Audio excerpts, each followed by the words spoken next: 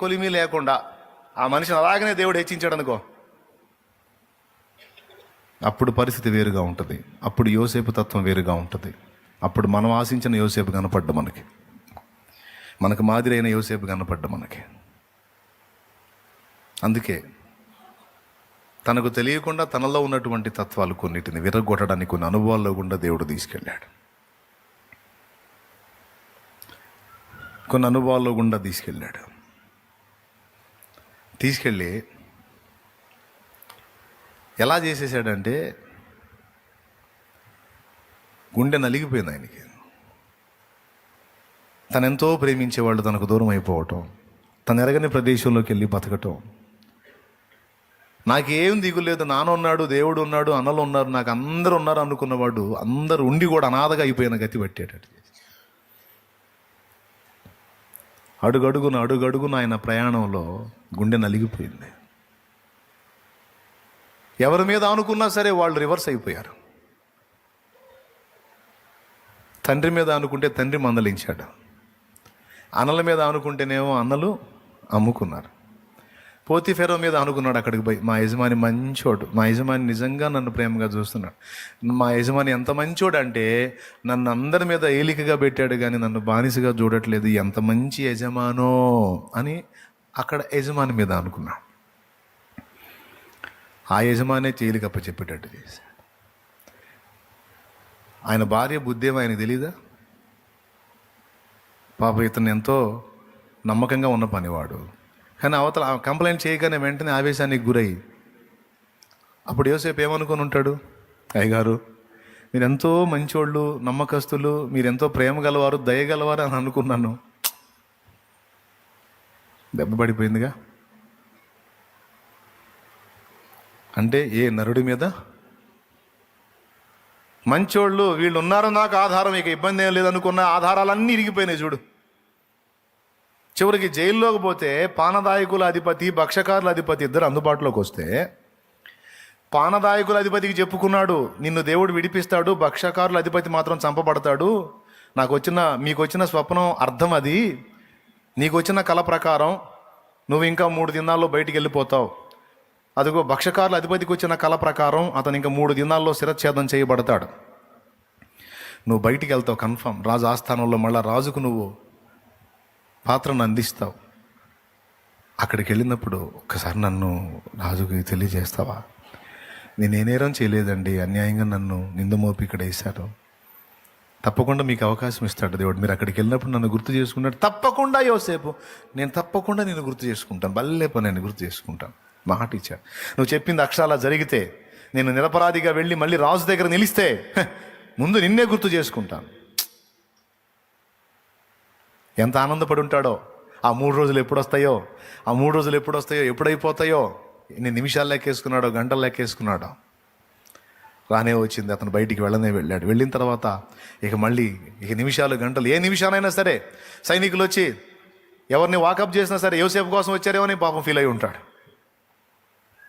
Bye అన్నప్పుడు నేనేనండి అనుకుంటే పాపం ఎన్నిసార్లు పోయాడో.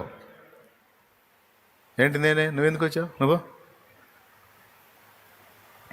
1 రోజు 2 రోజులు కాదు, 2 సంవత్సరాలు అయిపోయింది, పోయింది, అది కూడా ఇరిగిపోయింది.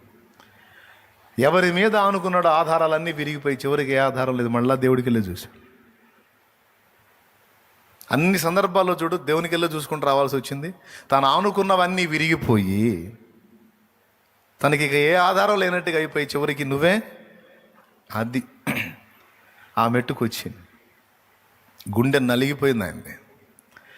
అంటే కాస్తో కూస్తో ఉన్న పెళుసుదనం, పర్సన్స్ మీద డిపెండ్ అయ్యేటువంటి నేచర్ అదంతా కూడా విరిగిపోయి దేవుడు డిసైడ్ చేసినటువంటి ఆ ఉన్నత మహిమకు తగిన పాత్రగా యోసేపును దేవుడు సిద్ధపరచడానికి కొంచెం టైం తీసుకుంది, కొంతకాలం పట్టింది.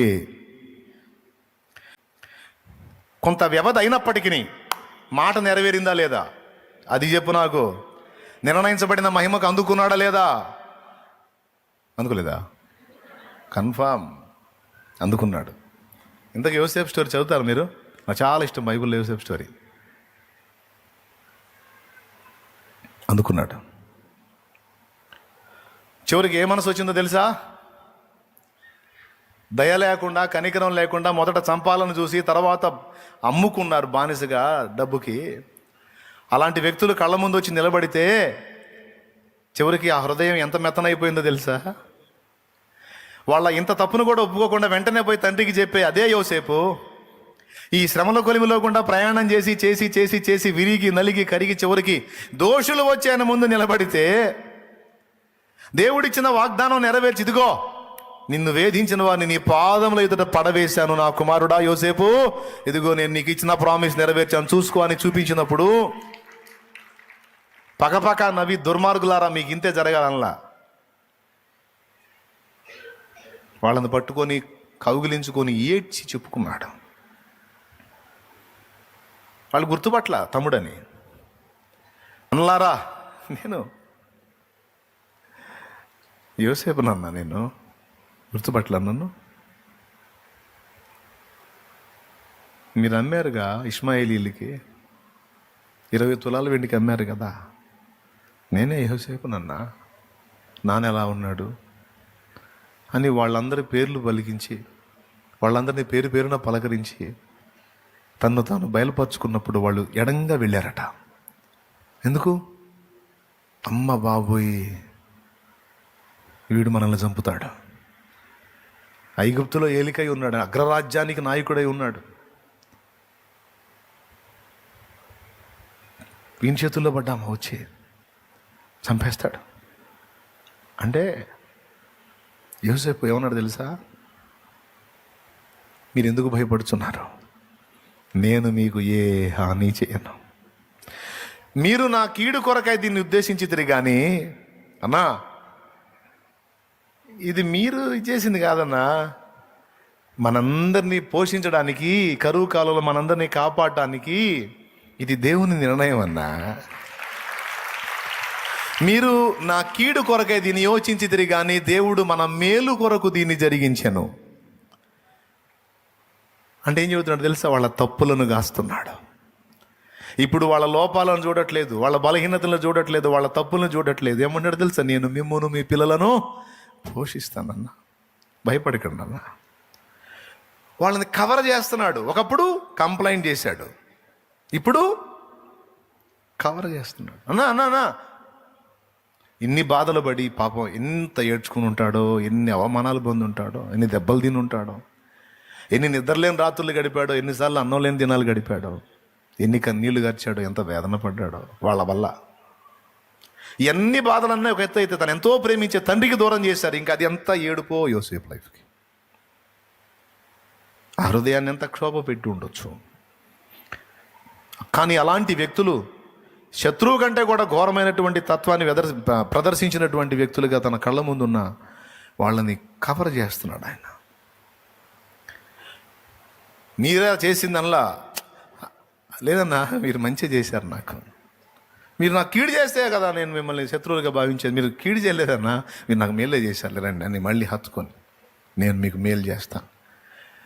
నాన్న ఎలా ఉన్నాడు? నాన్న బాగున్నాడా? ఆయన ఇంకా బ్రతికే ఉన్నాడా? నా దేవుడు నా కోసమే నాన్న బ్రతికించి ఉంచుతాడు. మీరు వెళ్ళి ఇగో ఇవన్నీ తీసుకెళ్ళి నాన్నకు చూపించండి. ఆయన యోసేపు ఇంకా బతికున్నాడని చెప్పండి. ఐగుప్తుని వెళ్తున్నాడని చెప్పండి.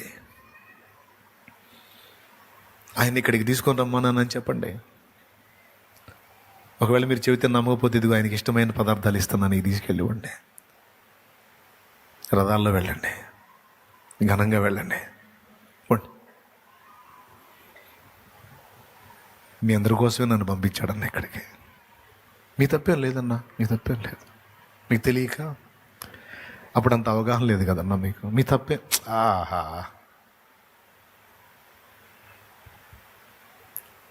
ఆ హృదయం ఎలా మారిపోయిందో చూడు. ఇప్పుడు ఈ ఘనతని ఎవరికి ఆపాదిద్దాం? యోసేపును అలా చెక్కుకొచ్చినటువంటి వ్యక్తి ఎవరు?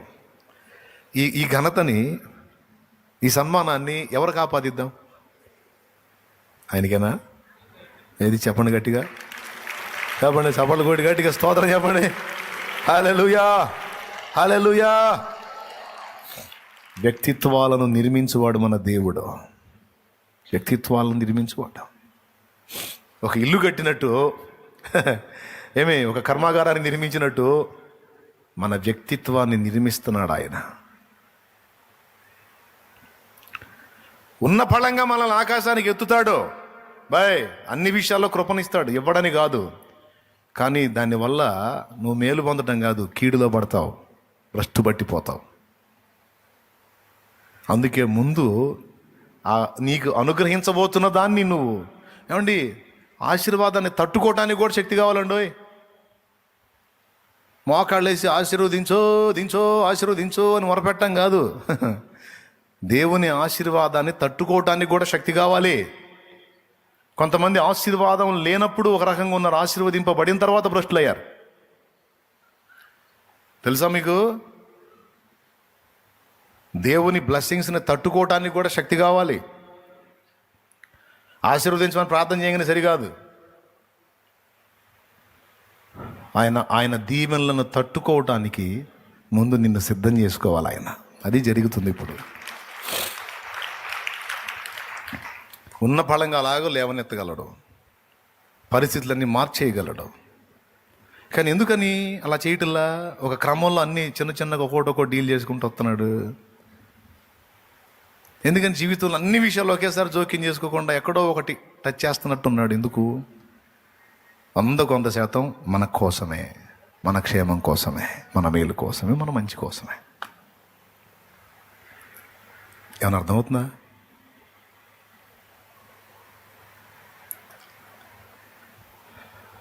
ముందు అనుభవాలు నేర్పుకుంటాడు.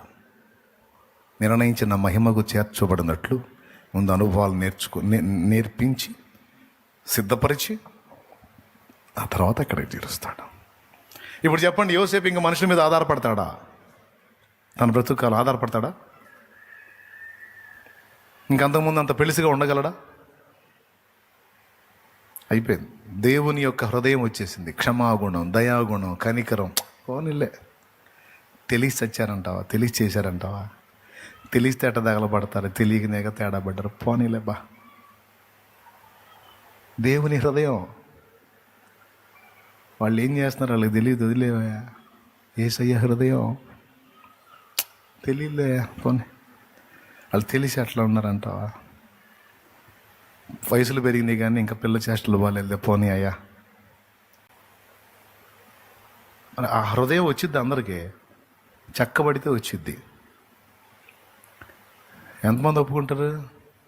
ఇప్పుడు మీరు చెప్పండి, చక్కబడని హృదయం కలిగి ఆశీర్వాదాలు కావాలా, లేకపోతే ముందు ఆశీర్వాదాల కంటే ముందు చక్కబట్టం కావాలని అంటారా?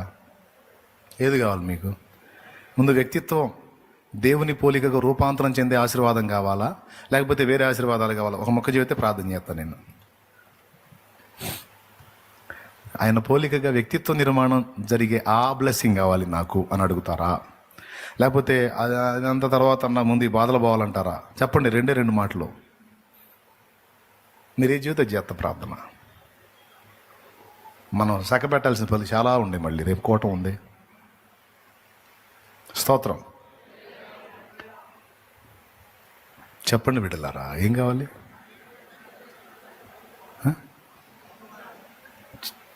వ్యక్తిత్వ నిర్మాణం జరగని ఆశీర్వాదం కావాలా, లేకపోతే వ్యక్తిత్వ నిర్మాణం అనే ఆశీర్వాదం కావాలా?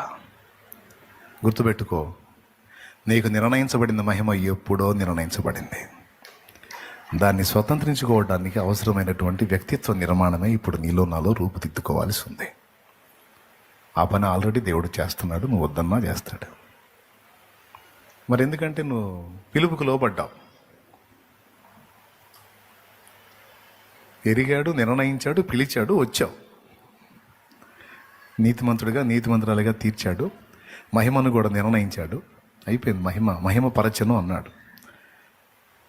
దేవుడు అయిపోయింది అని రాశాడంటే అయిపోయినట్టే. అది ఎన్ని వంకర్లు తిరిగి, ఎన్ని మలుపులు తిరిగి, అస్సలు అసంభవం అని ఈ మూలకి వెళ్ళాల్సింది క్వైట్ ఆపోజిట్ ఈ మూలకు పోయినా సరే అటు పక్క నుంచి టర్న్ అయ్యి జర్నీ చేసుకుంటూ ఆడికి వచ్చి ఆగాల్సిందే. అది దేవుడు అంటే. అర్థమైందా? తూర్పుకి అన్నది కాస్త పడమరకి రివర్స్ అయిపోయినా సరే అది రిటర్న్ జర్నీ చేసుకుంటూ వచ్చి అక్కడికి వచ్చి రీచ్ అవ్వాల్సిందే. అది ఆయన ఎవరు? మన సృష్టికర్త, ఉన్నవాడు. ఎవరు? ఉన్నవాడు. నా జీవిత యాత్రలో మలుపులెన్నో తిరిగిన నిత్య జీవ గమ్యానికి నన్ను నడిపించితివే. దేవుడు నీకు ఒకటి డిసైడ్ చేసి నేను దాన్ని నిర్ణయించాను, డోంట్ వరీ అన్నాడంటే అది పూర్తిగా అట్లా ఉన్నా సరే అదే వచ్చి లింక్ అయిపోయింది అంతే యేసునామంలో. పాడండి. నా జీవిత యాత్రలో మలుపులెన్నో తిరిగిన నిత్య జీవ గమ్యానికి నన్ను నడిపించితివే. నా జీవిత యాత్రలో మలుపులెన్నో తిరిగిన నిత్య జీవ గమ్యానికి నన్ను నడిపించితివే. నిలిచి ఉందునయ్యా నిజ దేవుడవనుచు, నిలిచి ఉందునయ్యా నిజ దేవుడవనుచు, నన్ను కాచినావయ్య, నన్ను చూచినావయ్య, నన్ను కాచినావయ్య. మారని దేవుడవు నీవేనయ్యా, మరుగై ఉండలేదు నీకు యేసయ్యా. మారని దేవుడవు నీవేనయ్యా, మరుగై ఉండలేదు యేసయ్యా. సుడులైనా సుడిగుండాలైనా వ్యధలైనా వ్యాధి బాధలైన మరుగై ఉండలేదు నీకు యేసయ్యా, మరుగై ఉండలేదు నీకు యేసయ్యా. మారని దేవుడవు నీవేనయ్యా, మరుగై ఉండలేదు నీకు ఏదయ్యా. పైకి లేచి నిలబడాం. దేవుడు ఏం వెతుకుతున్నాడో చూడు. దేవుడు నీ మహిమను, నీ ఘనతను, నీ సన్నిధిని, నీ స్వరాన్ని, నీ సంతోషాన్ని ఆయన వెతుకుతున్నాడు. మరి సంతోషాన్ని ఇది బాధలేంది? వస్తాయిలే, అవి కూడా వస్తాయి కాదు. ఒకవేళ యోసేపుని మీరు డ్రైవ్ చేస్తే ఎలా డ్రైవ్ చేస్తారండి? యోసేపుని మీరు ఒకవేళ హెచ్చించాలనుకుంటే, దేవుడి స్థానంలో ఒకవేళ మీరు ఉంటే ఏం చేస్తారు మీరు? నాకు తెలుసు, మీ ముచ్చటను బట్టి ధన్మని పైన కూర్చోబెడతారు. ఏం లేదు, సింపుల్. ఐగుప్తు రాజు మనసులో ఒక ప్రేరణ పుట్టించి వాడు రథం వేసుకొని డైరెక్ట్గా యాకోబు ఇంటికి వచ్చి సమూయేలు కానీ దావీదును కోరుకున్నట్టు, నేను మీ అబ్బాయిలు 12 మందిలో 11వ వాడైన యోసేపును కోరుకుంటున్నాను, ఈ ఐగుప్తు సింహాసనం మీద, ఈజిప్ట్ సింహాసనం మీద ఎక్కించాలనుకుంటున్నానని తీసుకెళ్ళి కూర్చోబెడతాను. కూర్చోబెడితే ఇక దయాగుణం, క్షమాగుణం, కనికరం, ప్రేమ, ఆ దేవుని తత్వం ఉండదు. ఇక ఏముంటుంది తెలుసా? ఒరే అన్నల్లారా, మీరు ఇంత దరిద్రులు కాబట్టే దేవుడు మిమ్మల్ని అందరినీ పక్కన పెట్టి ఫరో హృదయాన్ని ప్రేరేపించి నన్ను తీసుకెళ్ళాడు రా, దరిద్రులారా రండ్రా అనేవాడు. కానీ అలా కాదు. ఇప్పుడు ఎలా అయిపోయాడు? కోటి ఆశీర్వాదాల కంటే కూడా యేసయ్య వ్యక్తిత్వం విలువైంది. కోటి ఆశీర్వాదాల కంటే కూడా దేవుని వ్యక్తిత్వం, దేవుని మనస్తత్వం మనం పుణికి పుచ్చుకోవటం విలువైంది. హల్లెలూయా. ఏమంటారు? ఆయన వ్యక్తిత్వంలో ఉన్న ఆకర్షణ, ఆయన వ్యక్తిత్వంలో ఉన్న సౌందర్యం, ఆయన వ్యక్తిత్వంలో ఉన్న ఔన్నత్యం ఎంత గొప్పదో తమ్ముడు.